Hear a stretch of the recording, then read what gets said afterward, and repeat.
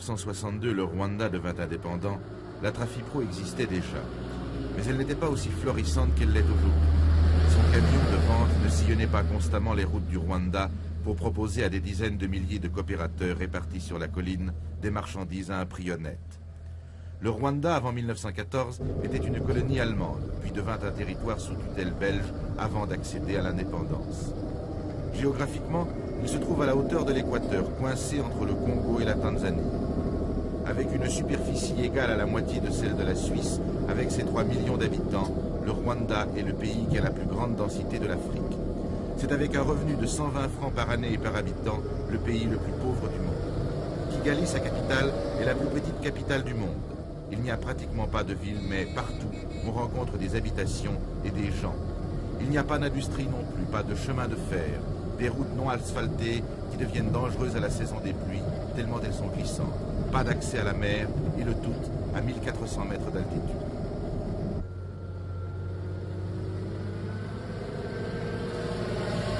C'est à ce petit pays que la Suisse est venue en aide. Monsieur Lint, délégué du Conseil fédéral à la coopération technique, nous explique pourquoi. Monsieur le ministre, pourquoi la coopération technique suisse et de la partant, la Suisse est-elle intéressée au Rwanda et plus précisément à la Trafipro? Parce qu'au fond, nous souffrons toujours d'un problème assez compliqué. Nos moyens sont limités. D'autre part, il y a un tas de pays qui aimeraient qu'on les aide. Et nous avons décidé que, autant que possible, autant que politiquement possible, il faudrait faire quelques concentrations. Et nous avons au fond choisi le Rwanda parce que c'est un pays petit. Ce que nous faisons là-bas, ça a pour ce pays une certaine importance. Si nous faisons autant dans un grand pays, disons comme le Brésil, c'est une goutte dans un océan. Et pourquoi choisir précisément la Trafipro? Lorsque j'ai fait mon premier voyage accompagné d'un collaborateur, on nous a proposé plusieurs choses. On nous a proposé ce que presque tous les pays nous proposent, de s'intéresser au tourisme. On nous a proposé aussi des hôpitaux. Et nous avions appris qu'il y avait là une coopérative qui existait. Et ce que nous avons cherché, ce n'était pas un secteur isolé. Mais nous aimions trouver quelque chose qui serait au centre même de l'économie. Et là, la coopérative, Trafipro, s'offrait comme quelque chose qui pourrait mobiliser la bonne volonté d'une grande partie de la population, et ce sont les paysans, et qui pourrait peut-être aussi attaquer un problème très grave au Rwanda, c'est le monopole des marchands étrangers qui achètent à des prix qui leur semblent bons et qui vendent les produits de consommation avec des profits démesurés. Et si Trafipro était bien dirigé, on pourrait peut-être arriver à faire baisser un peu les prix, et en baissant les prix de consommation, on pourrait encourager le paysan à produire davantage. Ce qui caractérise avant tout la Trafipro d'aujourd'hui, c'est son dynamisme. On pourrait imaginer que le seul fait de vendre des marchandises à des prix très bas lui suffirait pour exister. Non, a pensé son directeur. Pour pouvoir fonctionner à plein rendement, il faut beaucoup de coopérateurs, ce qui signifie beaucoup de clients, un grand chiffre d'affaires et une possibilité de faire encore descendre les prix par l'achat de plus grandes quantités de marchandises. Pour en arriver là, M. Robert Robor, le directeur suisse de cette coopérative, utilise à fond les méthodes les plus modernes de la technique de vente.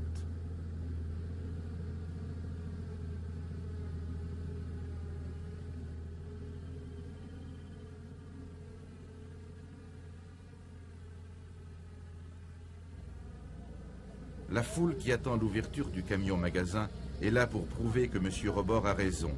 Ces gens attendent depuis le matin, depuis 6 heures ou 7 heures, l'arrivée de ce camion. Quand il s'installe, il est 11 heures. Le camion-magasin s'est installé sur une colline. Il n'y a pas de grand village à proximité, c'est un point au milieu du pays. Les clients ont fait parfois des heures de marche pour être là à temps.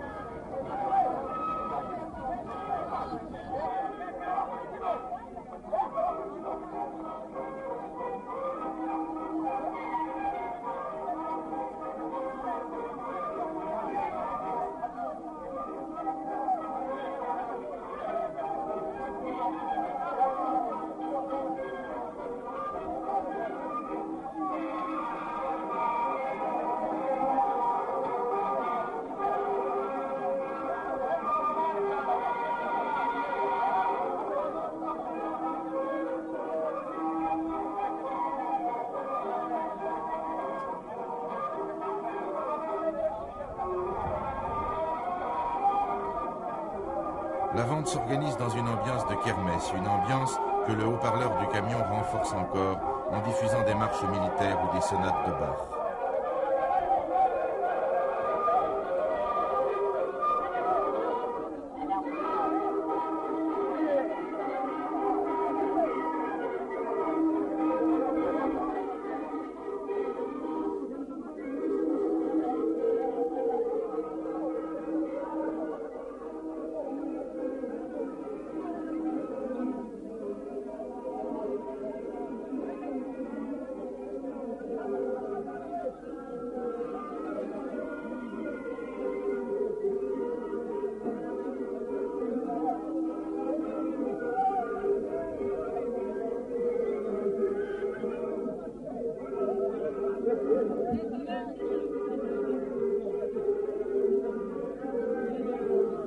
Mais la Trafipro ne s'est pas seulement fixée comme but de vendre moins cher que les commerçants étrangers qui monopolisent tout le commerce rwandais et imposent des prix prohibitifs.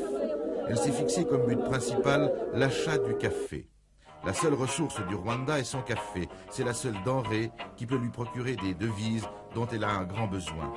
Il faut donc encourager le paysan rwandais à cultiver beaucoup de café. Il est clair que la seule façon d'augmenter la production est de la payer un bon prix. Jusqu'à présent, les acheteurs de café qui faisaient la loi payaient des prix bien inférieurs au cours officiel. Ces acheteurs formaient une sorte de trust et fixaient les prix entre eux. C'était pour le cultivateur à prendre ou à laisser. Sa misère était tellement grande qu'il finissait toujours par prendre.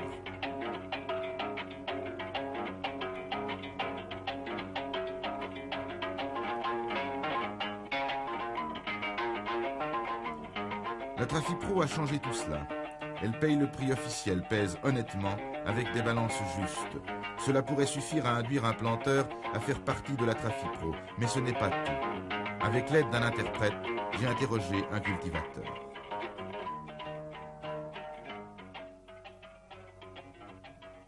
Il est devenu membre coopérateur de la Trafipro. Pourquoi? Il est devenu icyatumye uba umuryango wa Trafipro ni iki? Icyatumye uwujyamo ni ukugira ngo njye mbona aho ngurira ikintu kuko utatanze umusanzu atagira ngo bamuhurire.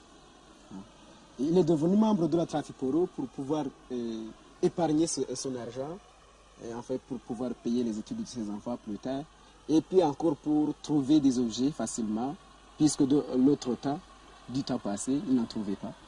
Sa production de café, est-ce qu'il la vend à la Trafipro? Ikawa yawe iyo yeze uyicururiza muri Trafipro, uyijyana muri Trafipro kugira ngo muyigure. Oui. Son café, donc son café récolté toujours est vendu à Trafipro. Et est-ce qu'il y trouve un avantage depuis qu'il est membre de la Trafipro? Mwese igihe umaze kuba mu muryango wa Trafipro hari inyungu bibonamo? Ntayo ndabona. Il trouve du gain puisque avant son café était vendu par les commerces. Donc il le vendait aux commerçants et puis les commerçants ne donnaient pas suffisamment de l'argent comme était fixé le prix officiel. Alors maintenant la Trafipro, dit-il, il trouve son argent et puis il espère encore avoir du gain plus tard. Une ristourne. Oui, ristourne. Il y a donc la ristourne. Selon le rendement final à la fin de l'exercice, une somme de 1 à 2 francs rwandais par kilo de café est encore ristournée aux planteurs coopérateurs. Cela représente en argent suisse 5 à 10 centimes par kilo. En résumé, l'action de la Trafipro est la suivante. Assainissement du commerce, achat du café au prix le plus haut pour le coopérateur, vente au même coopérateur de marchandises de première nécessité au prix le plus bas. Mais ce n'est pas tout. Que peut encore faire la Trafipro? C'est ce que j'ai demandé à M. Robord, le directeur suisse de cette coopérative. Eh bien, elle peut faire beaucoup. C'est-à-dire que la Trafipro existait donc, créée par des Rwandais en 1956. Et elle a vécu avec des fortunes diverses jusqu'en 1964. Elle a d'abord connu un grand essor. Elle a été encadrée et conseillée par le père Pin. C'était donc l'émission qui avait délégué, qui avait encouragé les Rwandais eux-mêmes à créer leur coopérative et qui avait donné l'un de leurs pères comme conseiller. Ça n'a pas suffi, il y avait beaucoup de bonne volonté, mais peut-être un peu d'insuffisance en matière de technique commerciale ou même coopérative. Et donc la coopérative a bien marché au début, mais ensuite elle a été pratiquement mise par terre par les événements politiques et sociaux de la Révolution. Avant la Révolution, le commerce de gros ravitaillait la coopérative à des conditions de paiement à 30 jours. Et tout d'un coup, dès que les troubles sociaux et politiques intervenaient, le commerce de gros a exigé le paiement au comptant. La coopérative alors n'était en manque total de disponibilité. Elle avait d'ailleurs investi beaucoup dans les immeubles pour créer des magasins et elle n'avait pas de liquidité pour continuer à faire face à ses obligations. Et de fil en aiguille, ça s'est dégradé. L'affaire était pratiquement, la coopérative était pratiquement en état de demi-sommeil en 1963. À ce moment-là, le gouvernement rwandais, après l'indépendance, a trouvé intéressant tout de même de revivifier la coopérative, et non pas seulement la coopérative Trafipro, mais de donner au Rwanda une orientation coopérative. Dans le programme gouvernemental, celui du parti, et dans la conception du président de la République, la coopération tient une grande place dans l'évolution du pays. C'est pourquoi le gouvernement rwandais a demandé à la Suisse une assistance technique pour développer la coopérative Trafipro, l'encadrer et assurer un succès durable et stable. Et le gouvernement rwandais a d'ailleurs demandé à d'autres gouvernements, notamment à la France, une animation coopérative dans le secteur rural, dans d'autres régions du pays où la Trafipro ne se trouve pas. Donc dire qu'il y a là à la base une option du gouvernement, une pensée économique du président, orientée vers l'africanisation de l'économie par la coopération. C'est d'ailleurs un peu à la mode dans tous les pays du monde maintenant. Aucun pays neuf ne voit l'entreprise telle qu'on la considère sous l'angle capitaliste comme étant un élément capable de créer les structures nouvelles des pays neufs, mais on voit plutôt dans une forme d'association, dans une économie collective, la solution aux problèmes de ces pays nouveaux. La centrale de la Trafipro est à Cap Gaï. C'est là que se trouve naturellement le plus grand des magasins. C'est là, évidemment, que l'on rencontre les plus grandes queues. Comment est organisée la Trafipro? À sa tête, un conseil d'administration qui était en son temps présidé par Grégoire Kayibanda, l'actuel président de la République rwandaise. Le président du conseil d'administration de la Trafipro est Maximilien Niyonzima, ancien secrétaire général du ministère de l'Intérieur. Ceci montre tout l'intérêt que le gouvernement du Rwanda porte à cette coopérative. Le directeur proprement dit, celui qui fait marcher toute l'affaire, est suisse. Il y a 3 départements qui sont dirigés chacun par un expert suisse, assisté par des Rwandais à qui l'on donne de plus en plus de responsabilités, afin qu'un jour, la Trafipro puisse voler de ses propres ailes sans le secours ni de l'argent suisse, ni des experts suisses. Le reste du personnel, à part quelques volontaires suisses et rwandais, directeurs de succursales, employés de vente, chauffeurs. Mais c'est quand même à un Suisse que j'ai demandé quels étaient les avantages que la Trafipro offrait aux Africains. Eh bien, la coopérative représente des avantages immédiats et beaucoup d'espoir. Les avantages immédiats, c'est-à-dire que eux-mêmes, les Africains, peuvent voir ce que sont les problèmes d'ordre économique. Ils peuvent, en utilisant leur propre coopérative, être en contact direct avec les problèmes de la vie courante. Et c'est surtout dans le domaine de l'achat et la vente, pour eux, une question de confiance. La plupart des commerçants ne travaillent pas de manière correcte. C'est-à-dire que souvent, ils trichent sur le poids. Leurs balances sont plus ou moins exactes. Ils trichent sur les prix. Les marges sont assez folles et incontrôlées, difficilement contrôlables. Et ils trichent parfois en rendant la monnaie. Tout ceci est évidemment possible, étant donné au degré d'éducation relativement modeste de la masse, qui ne peut que se laisser tromper. Et la coopérative qui apporte un élément de sérieux et de loyauté dans les affaires représente le premier et le plus gros avantage pour les Africains. C'est en fait la possibilité de contrôle par eux-mêmes de leurs activités. C'est ça. Et la Trafipro est organisée de telle sorte que le coopérateur, le membre, le sociétaire, puisse en toutes circonstances contrôler lui-même l'exactitude des opérations faites par la coopérative. Par exemple, dans une succursale, un coopérateur qui aurait un doute sur la valeur du produit qu'on veut lui vendre a le droit d'exiger la présentation de la facture de la livraison de la centrale de la coopérative. Indépendamment de cela, les prix sont obligatoirement tous affichés. Il y a un contrôle de l'administration, mais aussi un contrôle du coopérateur. Et c'est cette éducation et cette prise de conscience des problèmes réelle, par la masse elle-même, qui donne un espoir. Maintenant, la Trafipro achète et vend. Quelles sont les marchandises préférentielles que l'on vend? Eh bien, les marchandises que nous fournissons en priorité aux Rwandais, aux coopérateurs, sont ce que nous appelons les articles de base. Il s'agit, pour cultiver en premier lieu, de la houe. La houe est l'instrument de base du paysan. Et pour s'habiller, il a besoin de tissu. Et pour vivre, il a besoin de sel, il a besoin de riz, il a besoin d'huile de palme. Il a besoin de s'éclairer ou de chauffer ses aliments avec du pétrole, des allumettes. Il y a une vingtaine d'articles de base que nous tâchons d'avoir en permanence et en quantité dans nos succursales. Tout le reste, c'est un peu de l'appoint.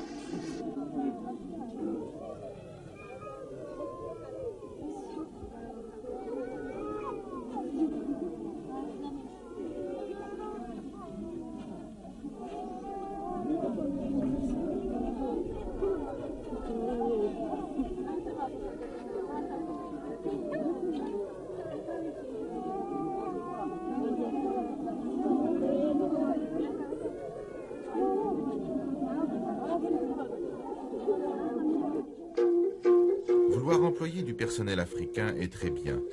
Encore faut-il qu'il soit à même de pouvoir remplir sa tâche. Il a donc fallu, pour former le personnel de la Trafipro, créer une école qui jusqu'à présent n'existait pas dans le Rwanda. Elle s'appelle École coopérative, mais ce n'est rien d'autre qu'une école de commerce. C'est un jeune professeur neuchâtelois, M. Michel Oumar, qui donne les cours.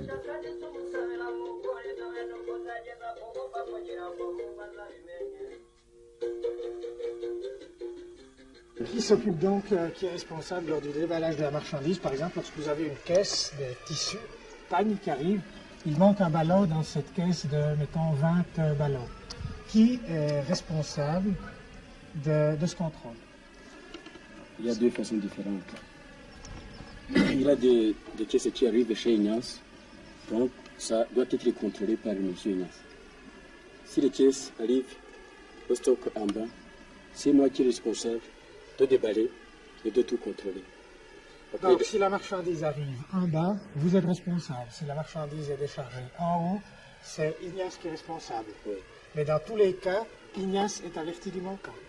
Oui, averti du manquant. Bien, et si par hasard, vous n'avez pas constaté en bas qu'il manquait un ballot, si dans une caisse il manquait un ballot, vous n'avez pas vu, qui sera responsable? En déballant, je dois tout compter. Et donc on met les nombres que j'ai trouvés dans une caisse numérotée. C'est numéro 60. Ça devait être donc 30 pièces de tourlot de tissu. Je trouve 29. Je note ça. Et puis j'avais. Mais si par hasard vous ne l'avez pas constaté, on viendra vers vous, c'est vous qui êtes responsable. C'est vous qui devrez payer le ballot de tissu si vous n'avez pas vu. Non, pas moi. Qui alors? Je l'ai vu chez M. Ignace. Et Ignace, c'est celui qui est responsable donc d'avertir au chef d'achat. Bien.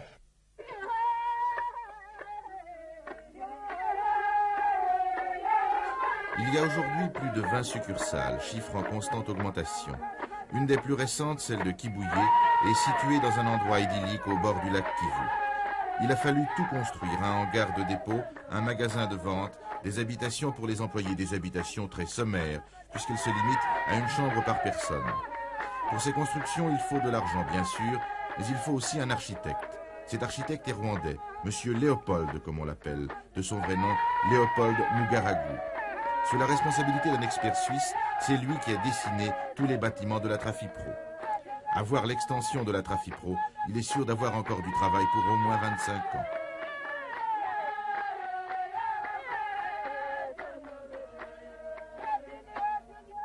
Tout le monde peut acheter à la Trafipro. Il n'est pas nécessaire d'être coopérateur, mais pour que la Trafipro puisse fonctionner harmonieusement, il est impératif pour elle que le maximum de ses clients deviennent des coopérateurs. À ce problème, M. Innocent a été délégué. Les coopérateurs, c'est son affaire, c'est lui qui s'en occupe. C'est bien pour ça que je l'ai interrogé. Et quand est-ce que la succursale de Kibouye a-t-elle été fondée? Elle a été fondée vers le mois de janvier 1965. C'est vous qui vous êtes occupé du recrutement des membres? Oui, c'est moi qui me suis occupé de ça. Comment ça s'est passé? J'ai procédé comme je vous disais tantôt. Je suis allé dans quelques communes et j'ai convoqué les gens, la population. J'ai fait des meetings, je leur ai expliqué ce que c'est la coopérative Trafipro. D'abord, et puis la coopération en général. Parce qu'il faut aussi remarquer qu'il y a déjà une coopérative ici, une coopérative à Bahizi, qu'on l'appelle. Alors, Trafipro aussi a voulu s'installer dans le pays, dans la région du pays. Et moi, avec le préfet et le bourgmestre de la préfecture, nous avons d'abord tenu une réunion de cadre. Donc, les intellectuels, les soi-disant intellectuels du pays, de la région. Alors, dans ces réunions de cadre, j'ai expliqué notre objectif. Et puis, ils m'ont autorisé d'aller sur les collines et de faire des meetings de la population. Et demain va avoir lieu la première réunion des coopérateurs. Oui, demain. Qu'est-ce qui va se passer à cette réunion? À cette réunion, qui s'ouvre à 11h demain, donc, nous allons d'abord expliquer la marche normale, la marche générale de la Trafipro actuellement. Et puis nous allons expliquer la question de la ristourne sur le café de cette année-ci.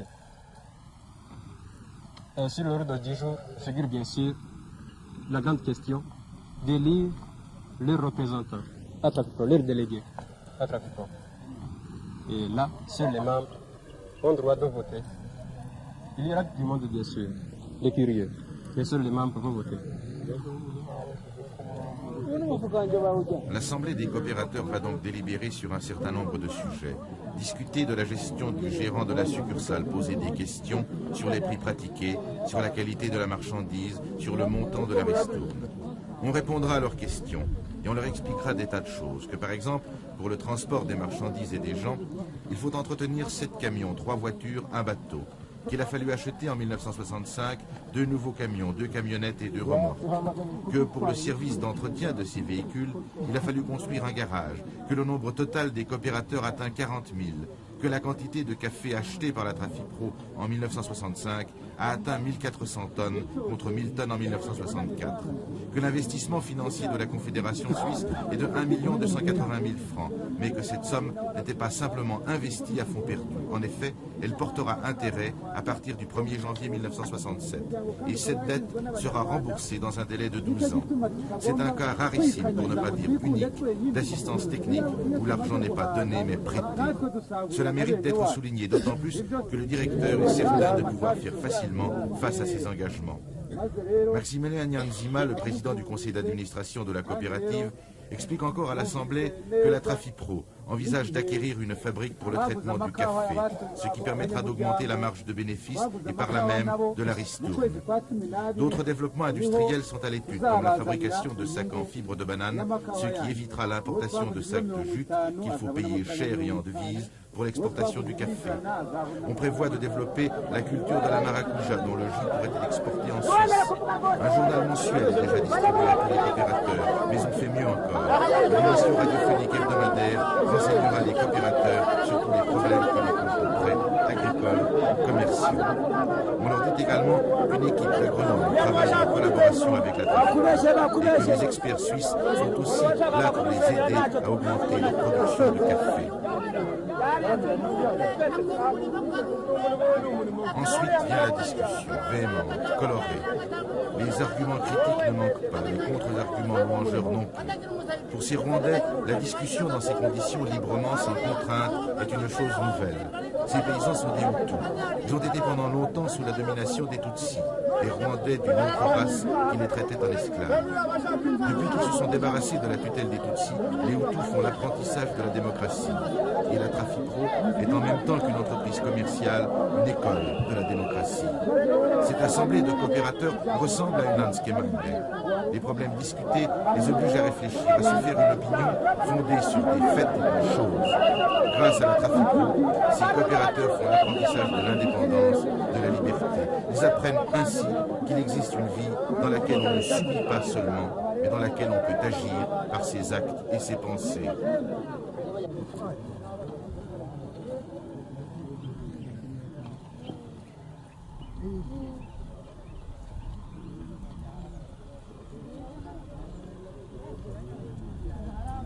Manifestation suprême de la démocratie, le vote. Ils doivent élire les 2 délégués de cette succursale à l'Assemblée générale. La preuve que ce problème les intéresse et le nombre de candidats qui se présentent pour cette fonction. Ils sont 50.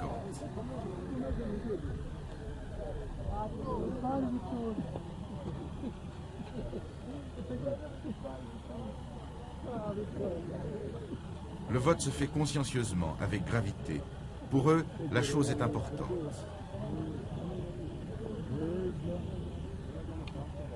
Cette opération de vote a duré 1h30.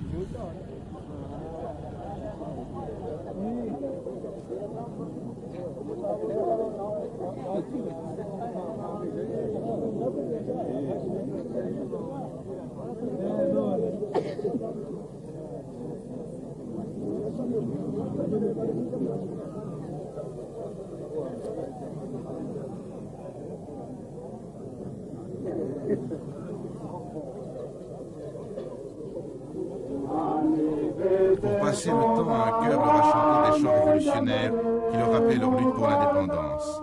Le nom de cette formation chorale, Ceux qui charment les oreilles, en Kinyarwanda bien entendu.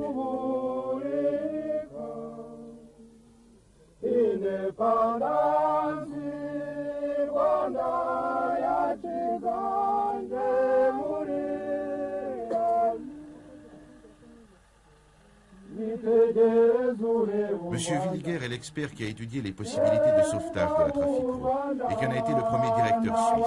C'est à lui que j'ai demandé une conclusion. Une chose exceptionnelle, vous avez non seulement été lancé la Trafipro, mais vous avez également fait l'expertise. La Trafipro, dans le fond, c'est votre œuvre complète. C'est assez exceptionnel, non? C'est assez exceptionnel parce qu'en général, les experts des organisations internationales vont faire des expertises et ils repartent. Et moi, je suis personnel de l'avis qu'un expert doit non seulement faire l'expertise, mais aussi la réalisation ou au moins commencer la réalisation de son projet. Parce que s'il y a une grande différence si vous faites une expertise et vous savez que vous avez et que vous devez réaliser l'expertise, ou si vous faites une expertise et vous savez, j'ai rien à faire avec la réalisation. Et c'est pour la première fois que je crois que, ou c'est une des premières fois qu'on a fait ce système, parce que c'était moi aussi que je le désirais, parce que vous concipez une expertise tout autrement quand vous devez la réaliser. Et au fond, c'est là le travail et c'est aussi la fascination. Mais ça pose un problème parce que les gens qualifiés ne peuvent pas facilement quitter le pays. Voilà, nous sommes arrivés à une question qui sera une question pour l'industrie suisse. C'est au fond un nouveau système de, comment je dirais, d'aide à l'étranger. Jusqu'à maintenant, nous avons cru que la Suisse peut aider par mettre à disposition de l'argent. Mais je crois la situation du futur nous force à mettre à disposition des têtes intelligentes et ça sera une tâche pour l'industrie suisse de libérer leurs meilleures têtes et leurs meilleures personnalités pour quelques années à coopérer dans un projet de l'assistance technique. Et pour moi, pour le futur, ce point est indispensable. Et il nous faut trouver, dans l'industrie suisse, des entrepreneurs qui nous mettent à disposition pour quelques années les meilleures têtes qu'ils ont. Autrement, l'assistance technique suisse aura grande difficulté à avoir des résultats.